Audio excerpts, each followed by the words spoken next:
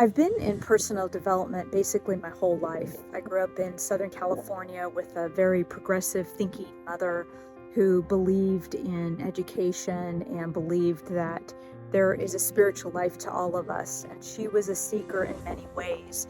One of the things I learned from my mother is to really stick with one thing and discover the mastery of it if possible. And that's what I would like to talk about today. Over the decades, I've watched people really go from one modality after the other. And what I have found is that people have lost through time mastery. When we look at somebody, for example, like Bruce Lee, the reason why he became an important figure and in martial arts and famous and all that is not because maybe Hollywood picked him up, but because he mastered his movement, his techniques. He made it into an art. Furthermore, he became very wise.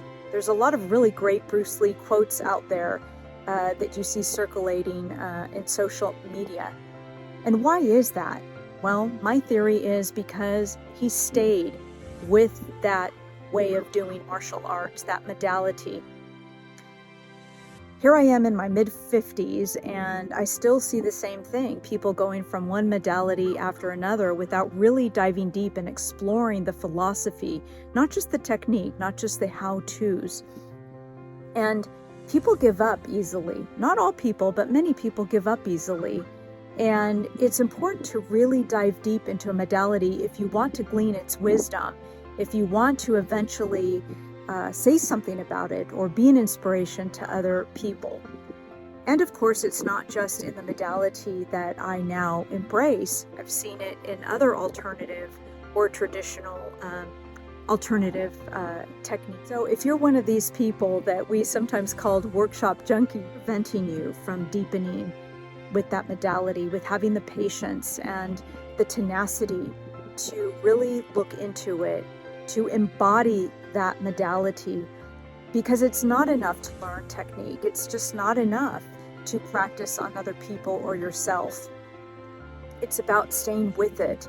It's like a relationship with someone that you care about.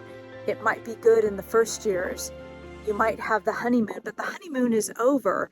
Are you going to stay committed to it and learn more about yourself, or you're going to go to the next workshop?